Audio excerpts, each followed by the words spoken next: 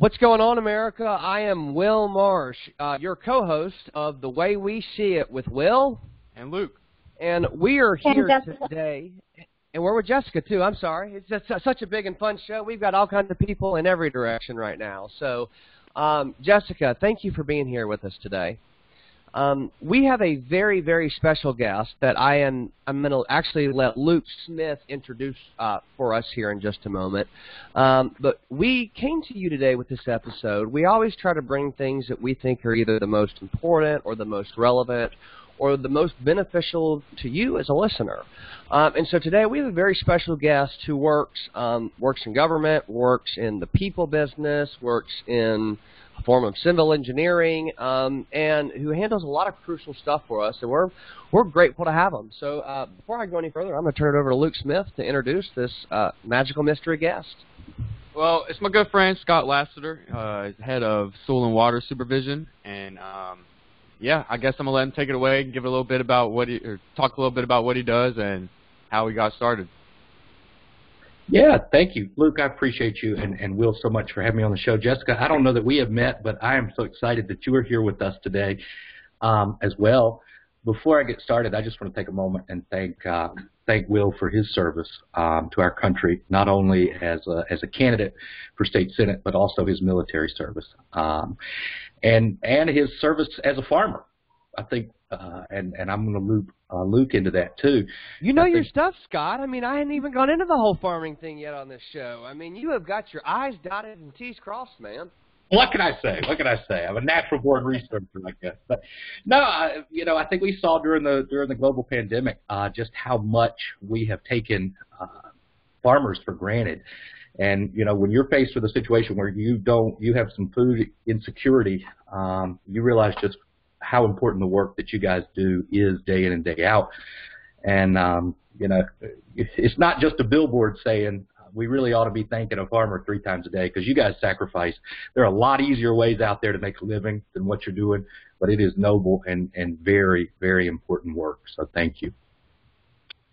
Yeah, thank you, Scott. So as we kind of go into this, I know you're busy today, and I don't want to take up too much of your time, but we had a couple questions for you that aren't really our questions. We've talked with a bunch of people, and we're more, I guess, surrogates bringing these questions to you on behalf of your voters and people in Wake County. So before I go any further, I know that Jessica, we were talking kind of before the show, and you were sharing several things with us that I thought were very, very good things to ask Commissioner Lassiter. Are you there with us, Jessica? Yeah, I'm here. Go ahead. A few of my questions related around the prevention of groundwater contamination. Out of curiosity, what were, let's say, like 3 main steps that you were planning on taking to prevent groundwater contamination? Sure. Great question, Jessica. And just a real quick overview, and I may need you to re-ask that question because I'm going to try to hold it in the back of my mind, but I do want to give you guys just a quick overview, 30,000-foot view of what this job entails. It is essentially a volunteer position. It supervises, the official title is Wake County Soil and Water Conservation District Supervisor. I know it's a mouthful, but it supervises a county department headed by a director, and a lot of our role, we're kind of in the money delivering business, interestingly enough, where we're finding the local needs on the ground and then connecting them with North Carolina Department of Agriculture, financial assistance, North Carolina environmental agencies, financial assistance, and then also federal grants through everything from the Department of Agriculture to the Environmental Protection Agency. And we are, it's interesting as a Republican to be in this position, and it is a Republican-controlled board of supervisors, the only one in Wake County, countywide elected body that is controlled by conservatives. And Scott, but not to interrupt you, sir, but before you go any further, I'm a big believer of giving credit where credit is due. You just said the only board in Wake County. I'm not sure people understand exactly the battle that you had ahead of you. I mean, I know that, I ran when you ran in Wake County this past year, and I you might have been the only Republican that won in that county. I mean, the red team, got their butts handed to them in that election. I know it's a very, very blue county, and they can be. That's one of the things that makes America great is people have freedom of choice. But we have different demographics of people everywhere. So the fact that you, tied to the Republican Party, as you said, were able to unite that many people and get that many people to hear you is very impressive and should not go unnoticed here, I think. Well, thank you, Will. It was tough. Obviously, there are 1 million plus folks in Wake County, so they had a big challenge to get out there and connect with people, running against a well-funded Democratic incumbent, and I couldn't have done it without the help of other candidates like you, volunteers, countless volunteers that were out there spreading the message, and then also just one thing I want to hit on, I didn't hide my conservative beliefs. It was out there front and center, and it really helps me hone in and prove the point to some folks that we're not wrong on our message. We're right on the issues. We have the right mindset when we are allowed to deliver it ourselves, and we're allowed to be the ones that tell our side instead of having folks that categorically hate us and frankly have a disdain for representative democracy or our republic. When we allow those people to tell the world who we are, we lose every time. So we've got to make sure we're sharing our narrative. But Jessica, back to your question about groundwater. So we don't have taxation authority. I don't have regulatory authority. So much of the work that we do goes into education. We do have an educational component, which I love, being an assistant principal and former teacher by trade. So getting out there, getting into schools, recognizing what those science teachers are doing when they're truly engaged in common sense, quality conservation practices.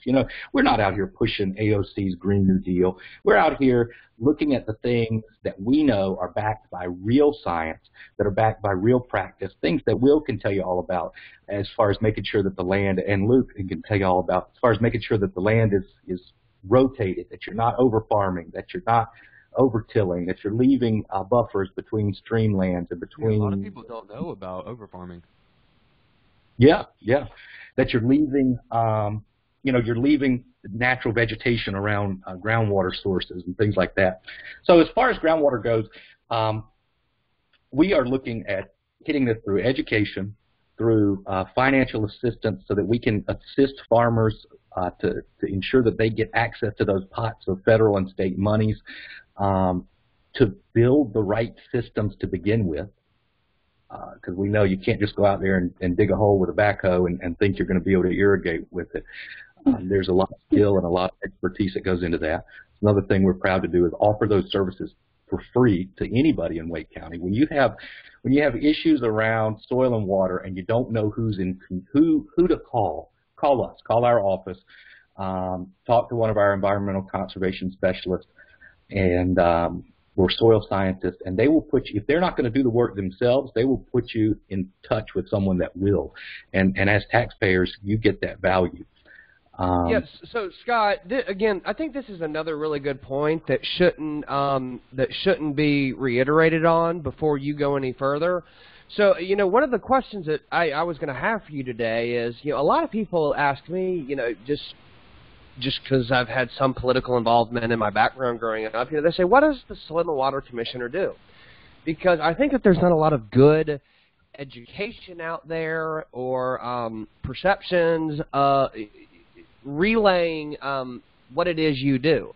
Now, I want to go back a little bit. We were talking about, how I'm personally into some farming. I know Luke and his parents and family and grandparents. I mean, you're a multi-generational farmer, Luke.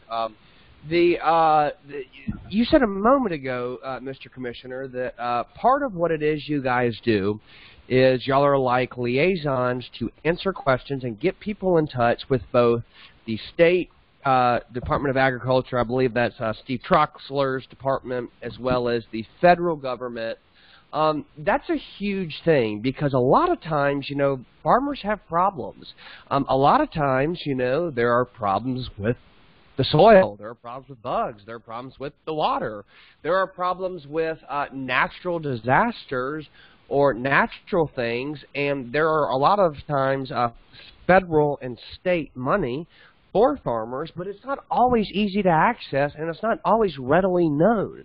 So the fact that, I mean, anybody hearing this who works in agriculture, you know, knows now that they have a liaison, a representative, or an actual way or system to get in touch with that state or federal department, I think is huge for farmers.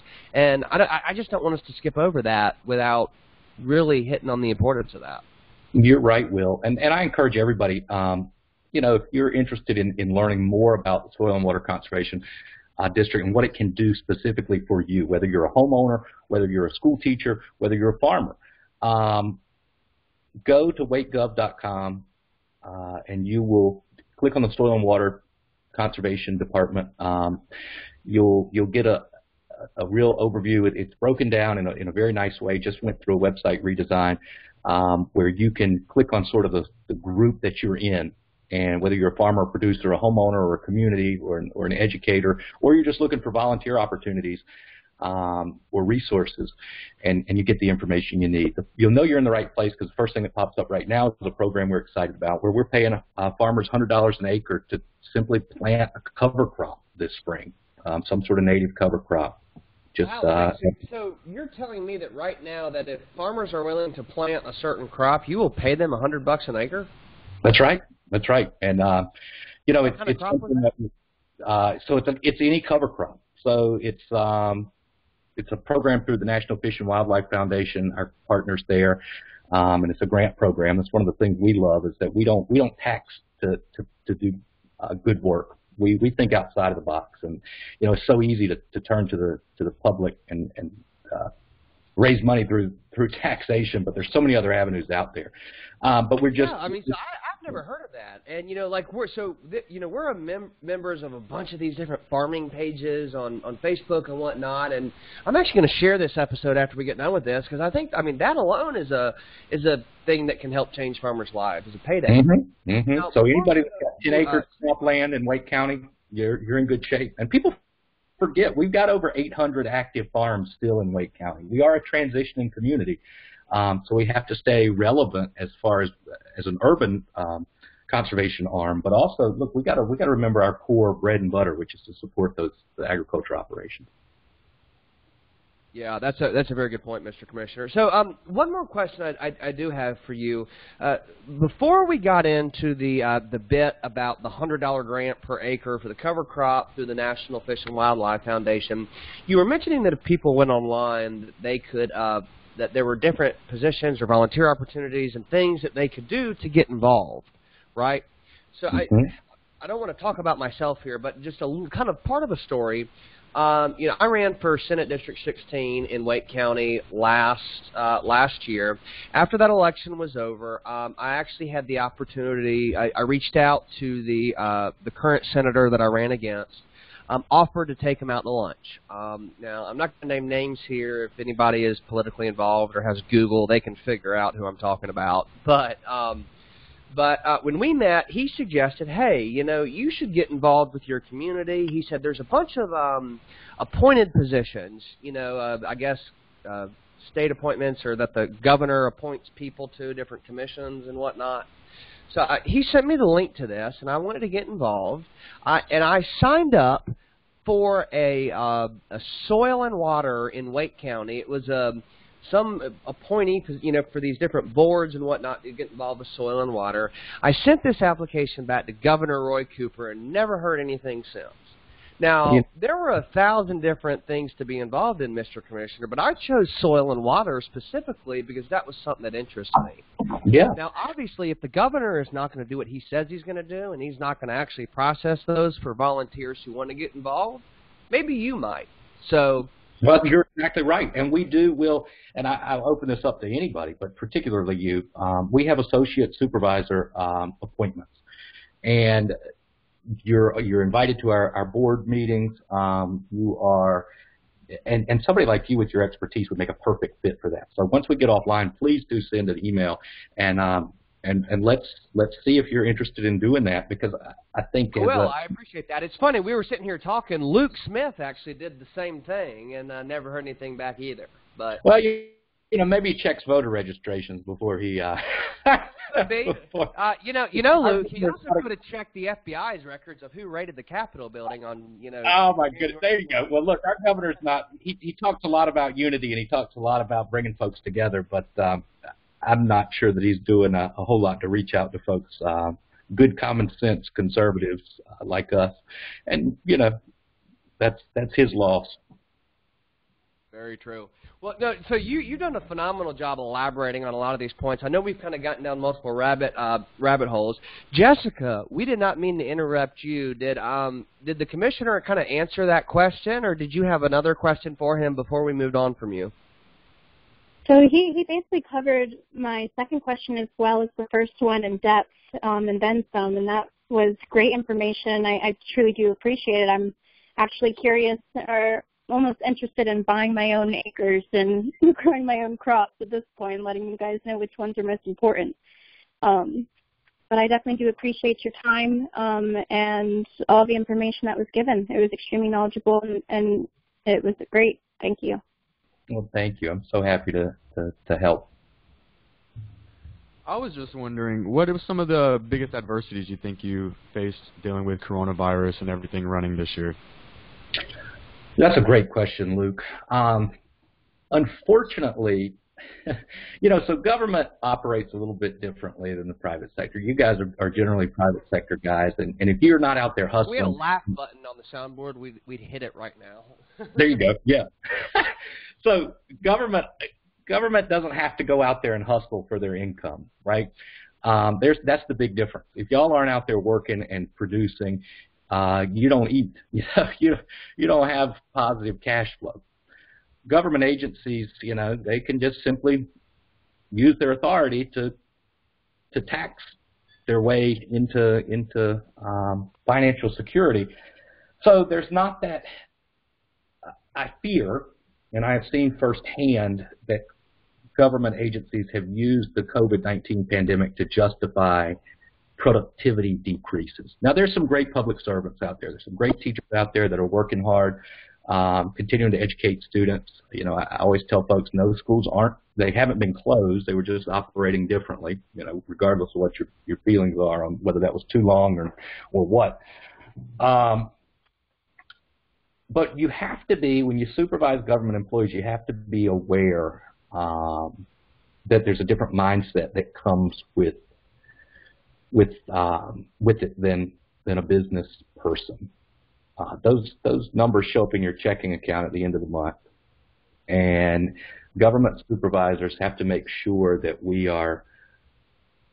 we're being cognizant of our folks' needs, but we're also not allowing them to use something like this as a blanket excuse to cancel programs, to stop supporting farmers, to stop being out there in the fields, and to stop their work, because it's mighty easy to say, well, we're not going to do that because of COVID. We're not going to. So finding different formats has been important. One of the things we do annually is a Keeping the Farm workshop, because a lot of farming generations are sort of aging out of the practice, and they need help transitioning to another generation. They may have known exactly what to do, but they may not know how to teach that to somebody else. They may not know how. They may not know all the creative tax breaks that you can get as a farmer, where it be property taxes or financial assistance. So if they're looking at will and estate planning, we have a program that helps with that. But we had to make that virtual this year, and we know that it wasn't as good as if it had been in person. And frankly, a lot of the folks that we were hoping to talk with are not of a computer-savvy generation. So we had to go out there and help them get set up, provide call-in numbers. And then one of the biggest things we did was record that and push that out in a static way, so that they can hear the answers to the questions they may not even know they had. But Will, you're right. It's been challenging, but it's been a push. And just make sure that we're continuing to do what we said we do, even if it looks a little different. awesome. I mean, that's what I was looking to hear. Really, did anything stand out to you between this race and other races you've ran before? You know, so I served on my hometown Apex. Yeah, that's where I grew up at, and spent 4 years there. I'll be honest with you, the thing about this office, and I tell folks that I'm probably if it paid more than nothing, it'd be amazing, right? But I'm still the luckiest elected official in the county because everybody agrees on the issues, and that's really hard to find, right? You know, what are the issues that are in my purview? That's supporting agricultural operations, ensuring that folks have a good repository of knowledge about soil and water best practices, you know, clean soil and water. And I've yet to meet the person in the million-plus residents of Wake County that says, you know what, I don't want that. So, I mean, it'd be dumb not to want it. That's right.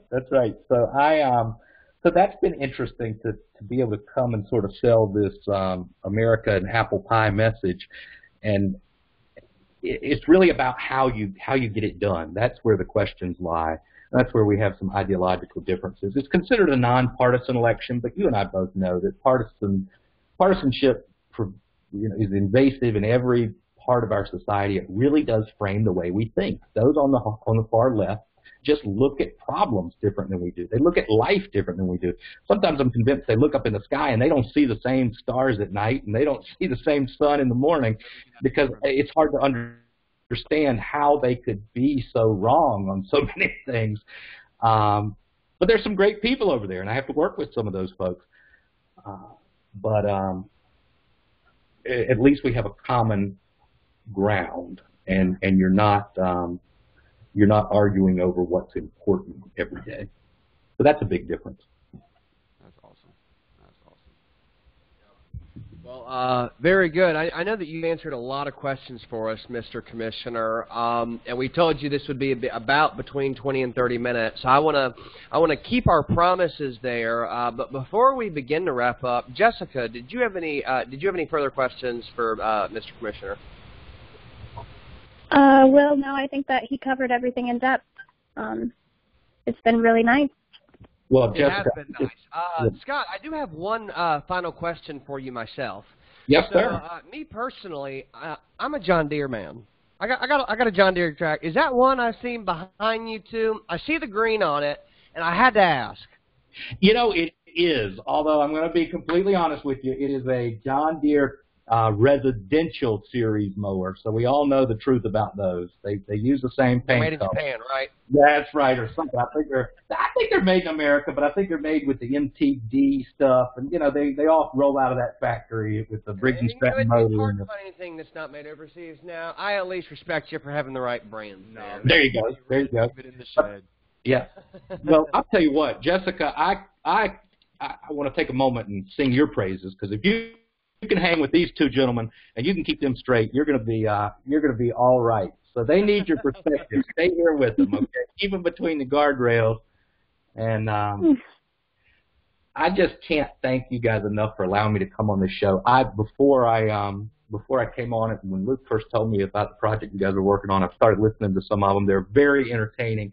You bring some great community resources out to people. I love listening to some of your investment advice, some of your thoughts around not just politics but about the financial world. Dude, you guys are rocking it. We are the future of this party. We're the future of this country. I want to leave you with this. Look, we saw our grandparents and our parents save this country twice in the 20th century, right? With the Axis powers overseas in Japan and Germany in World War II. A lot of folks call that the greatest generation. We saw a lot of our parents engaged in this ideological conflict during the Cold War between communism and democracy, and we saw America emerge as the only superpower left in the world. And now I really believe it is our turn to save this world for a third time. So we had the war on terror overseas and everything in the 20th century. Now we're here, and we're being faced, as Abraham Lincoln would talk about, with our biggest threat, and that's a threat from within. It's a threat of folks that are hell-bent on using lies, deceit, and trickery to try to destroy what is the greatest country in the world, the best beacon on the hill, as President Reagan used to say, and it's our turn. We have to stand up and save this great place for our kids in the 21st century. So keep the faith, y'all, and keep pushing. I couldn't have said it better myself, Mr. Commissioner. Thank you so much for being here with us today. I think this has been a phenomenal episode. Hang around just 1 second, if you would, after we close the episode out here. But Luke, if you don't have anything else, Sure. No, that's it, man. Thank you, Scott, for coming on here. Well, very good, guys. You have heard it from us. I'm always here for you guys. Yeah. You've heard it from us directly, Commissioner Lassiter, myself, Will Marsh, Luke Smith, and Jessica. This has been The Way We See It. Follow us on YouTube, Apple Podcast, or wherever you get your podcast. Thank you guys for showing up today. This has been another phenomenal episode. Catch you next time.